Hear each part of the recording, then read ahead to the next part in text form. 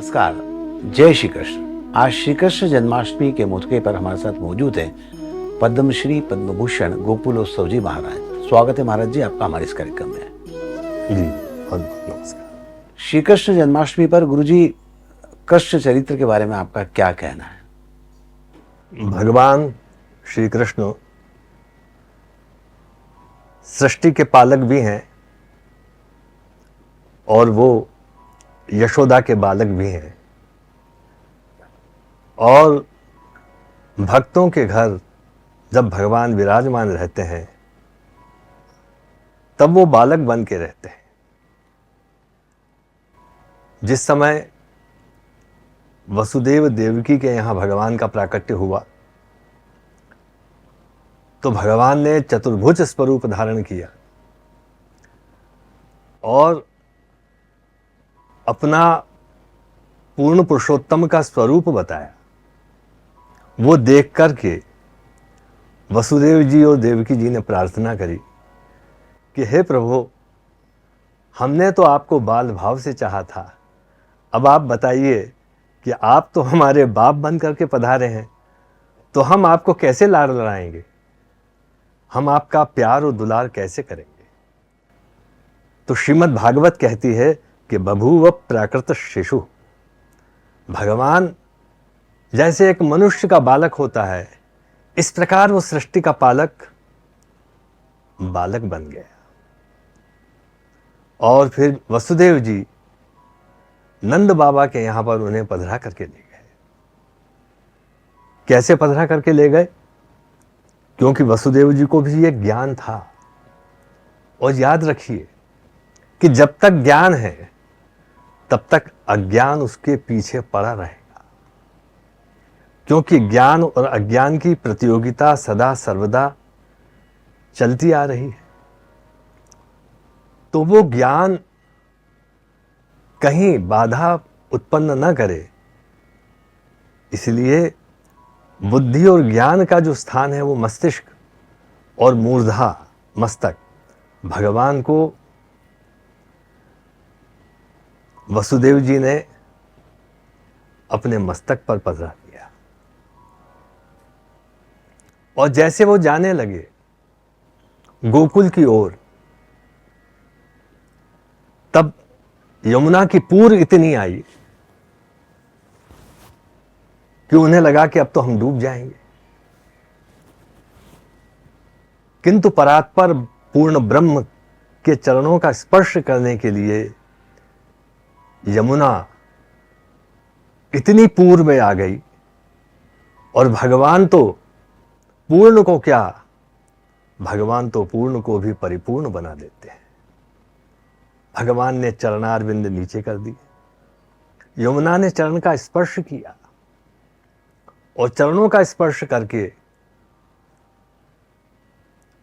गोकुल भगवान को पधरा करके ले गए। किंतु इस समय एक चमत्कार और हुआ। जिस समय बालक का जन्म होता है तो उसे सहस्त्र धारा से स्नान कराया जाता है।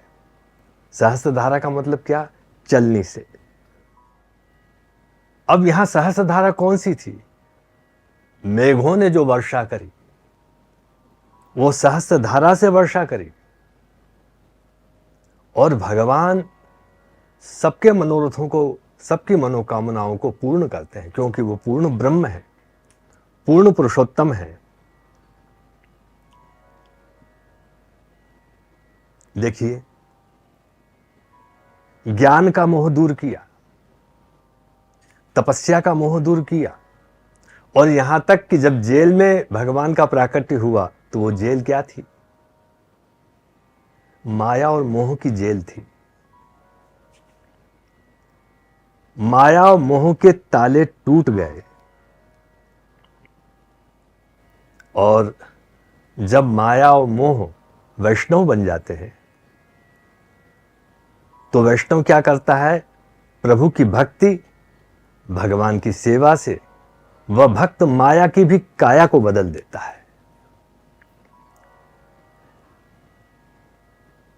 यह माना कि वसुदेव और देवकी जी को हथकड़ियां पड़ी हुई थी।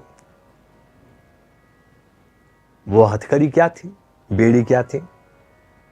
अब ये हो सकता है कि कोई राजा हो तो उसको गोल्डन कप्स डाल दिए जाएं, और कोई प्रजा हो तो उसे लोहे के कप्स डाल दिए जाएं, बेड़ियां डाल दी जाएं, हथकड़ी डाल दी जाए।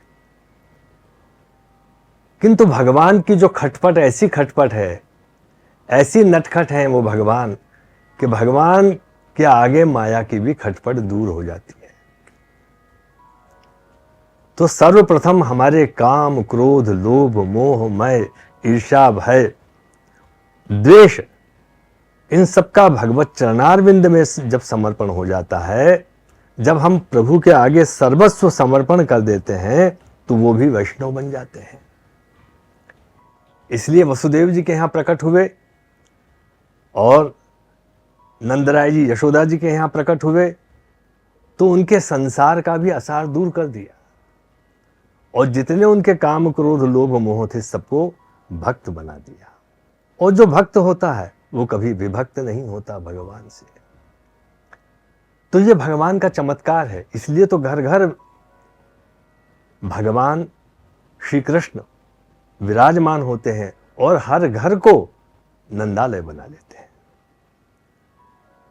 तो जब नंद ग्रह पधरा करके ले गए वसुदेव जी और नंद महोत्सव हुआ,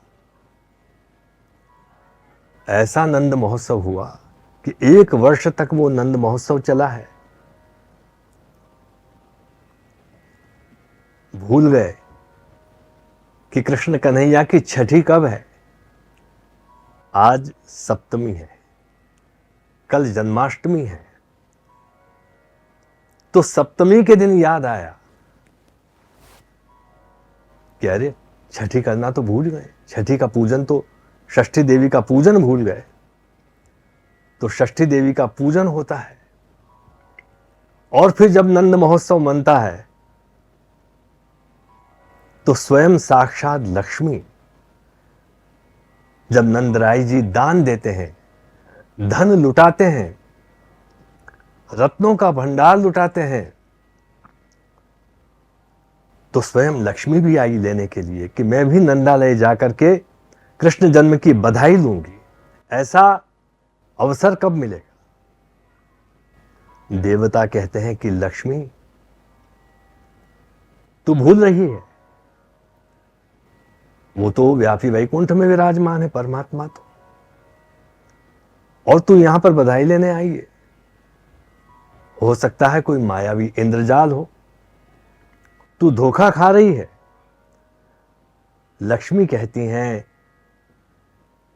कि समस्त देवगण आप भूल रहे हैं। अगर मैं धोखा खा रही हूं तो भी धोखा खा करके फिर ऐसा मौका कब मिलेगा मुझे? तो जब लक्ष्मी ने झोली पसारी और नंदराय जी ने बधाई दी, तब कुबेर ने देखा कि अरे, कुबेर कहता है कि इतना धन लुटाया, क्योंकि उसकी दृष्टि केवल धन के ऊपर है, और यहां तो भगवान ही धन है, और जिसके पास केवल धन होता है वही तो सबसे बड़ा निर्धन होता है। तो जब कुबेर ने देखा कि इतना दान दे रहे हैं, तो देन लेन देख के कुबेर छाती फट गई। तो ये कृष्ण जन्म का प्रताप है। भगवान को पंचामृत से स्नान कराया गया। अब देखिए, वहां मध्य रात्रि में जन्म हुआ, कृष्ण कन्हैया का मध्य रात्रि में जन्म हुआ। श्री कृष्ण जन्माष्टमी भाद्रपद कृष्णा अष्टमी, भादोवदी अष्टमी। मध्य रात्रि में जन्म क्यों हुआ? कि जैसे भगवान श्री राम का जन्म मध्याह्न 12 बजे के काल में हुआ है, इसी प्रकार भगवान श्री कृष्ण का जन्म उस घोर रात्रि में, मध्य रात्रि में हुआ है। इसीलिए कहते हैं ना कि 12 बजे का नाम मत लो, वह काल की घड़ी है। 12 बजे मिलेंगे, 12 बजे ये काम करेंगे, नहीं, 12:15 बजे काम करेंगे, क्योंकि 12:15 से लेकर के 20 मिनट आगे तक भगवान विष्णु ने वाराह का अवतार धारण किया था, और वह था अभिजित नक्षत्र। किंतु भगवान ने विचार किया कि इस काल का कल्याण कौन करेगा, और यदि काल का कल्याण हो गया और जो मेरी भक्ति करेंगे तो वो कली का कल्याण करेंगे, कलियुग का कल्याण करेंगे। तो भगवान ने मध्य रात्रि में जन्म लेकर के उस कराल काल को भी माला माल कर दिया। गुरुजी, श्री कृष्ण के उपदेशों को, गीता के चरित्र को, गीता के उपदेशों को जो है मैनेजमेंट के लिए काफी उपयोगी आज के समय में माना जा रहा है, उसको लेकर आपकी क्या राय है? भगवान कृष्ण भगवान भी है, कृष्णस्तु भगवान स्वयं, और भगवान गुरु ही नहीं जगत गुरु भी है। कृष्णम वंदे जगत गुरुम, क्योंकि इस जगत को उपदेश दिया और यह समझा दिया कि मैं जगत का ईश जगदीश हूं, किंतु मुझे खोजोगे कैसे? कभी आपने देखा, आपको दूध दिखाई देता है, मगर उस दूध में ही मलाई है, दूध में ही दही है, और दूध में ही मक्खन है, किंतु मंथन की आवश्यकता है। भगवान इस जगत में ही जगदीश छिपा हुआ है। जब आप मनन करोगे, चिंतन करोगे, मंथन करोगे, तो भगवान प्रकट हो जाएंगे। और वो कब प्रकट होंगे? कि जैसे महाभारत के युद्ध में अर्जुन के समक्ष भगवान उस रूप में प्रकट हुए कि कृष्णस्तु भगवान स्वयं और कृष्णम वंदे जगत गुरु। भगवान जगत गुरु के रूप में प्रकट हुए, और प्रकट होकर के जब गीता का उपदेश दिया तो सर्वप्रथम भगवान ने कर्म का उपदेश दिया कि हे पार्थ, तू अपना स्वार्थ छोड़ दे, और यदि तू अपने कर्म का समर्पण करता है, भक्ति से समर्पण करता है, तो तेरा स्वार्थ भी निस्वार्थ बन जाएगा। इसलिए तुझे क्या करना है कि मेरी आज्ञा का पालन करना है। अर्जुन कहता है कि कर्म करने में बहुत से कड़वे सत्य का सामना करना पड़ता है, और मैं जो अपने वाले हैं मैं उन्हें कैसे मार दूं? भगवान कहते हैं कि वो अपने वाले नहीं है, उनसे तेरा युद्ध नहीं हो रहा है, तेरा युद्ध पाप के साथ हो रहा है। और जहां भगवान स्वयं आप हैं तो पाप क्या करेगा? अब प्रश्न उठता है कि हम भगवान की वाणी को नहीं मानते, किंतु भगवान को मानते हैं, यानी भगवान के उपदेश को नहीं मानते। गीता का जो उपदेश है वो संपूर्ण उपदेश मनुष्य जीवन के लिए एक परिपूर्ण उपदेश है, क्योंकि भगवान कर्म का संदेश देते हैं और हमें अहंकार ना आए, गरूर ना आए, घमंड ना आए, अभिमान ना आए। इसलिए ये भी समझाते हैं कि तत्कुरुषु मदर्पणम, तू जो भी करता है वो मेरे अर्पण कर दे। इससे साक्षी भाव रहता है, और जब साक्षी भाव रहता है तो मनुष्य को किसी भी प्रकार का दोष नहीं लगता। आप देखिए, जितने बड़े बड़े साइंटिस्ट हुए हैं, जितने बड़े बड़े विद्वान और विचारक हुए हैं, उन्होंने भगवान श्री कृष्ण कर्म की थ्योरी को पकड़ा, क्योंकि कर्म में ही तो धर्म का मर्म छिपा हुआ है। इसलिए गीता के ऊपर कई व्याख्याएं, कई विवरण, कई टिप्पणी, कई टीकाएं, कई भाष्य लिखे गए, और आज भी श्रीमद् भगवद गीता उतनी ही प्रासंगिक है, क्योंकि महाभारत युद्ध में भीष्म भी थे, भक्त थे, किंतु वे भी भगवान को जानते हुए भी पहचान नहीं पाए। क्यों?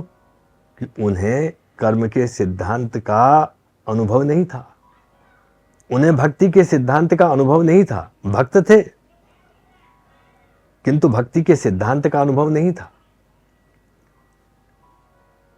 तब भगवान ने कर्म के द्वारा यह सिखाया कि आप छोटा बड़ा मत देखो, आप अपने कर्तव्य को निभाओ।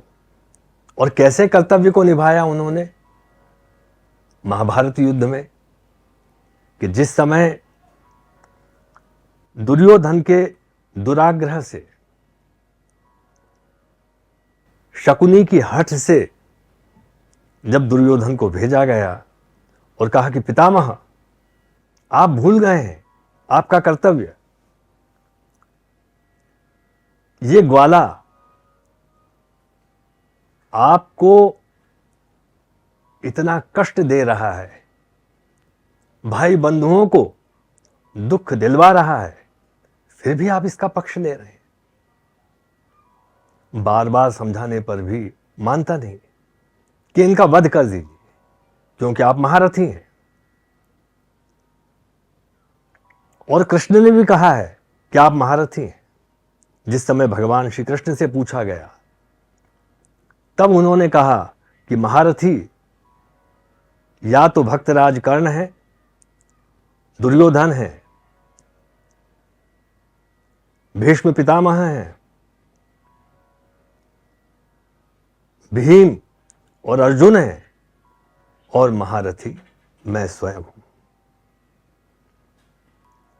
कितनी बड़ी बात कही देखिए। किंतु आपको तो वरदान है, इच्छा मृत्यु का वरदान है, इसलिए जल्दी से बाण निकालिए। तब भीष्म पितामह कहते हैं कि कल का सूर्यास्त नहीं देख पाएंगे पांडव। ये 5 सायक, ये 5 बाण या 5 तुणीर मैं अपने इस तरकश से निकाल रहा हूं। प्रातःकाल स्नान करके जब संध्या वंदन करने बैठे, तो उस समय दुर्योधन की पत्नी उन्हें दंडवत प्रणाम करने के लिए आती थी। उससे पूर्व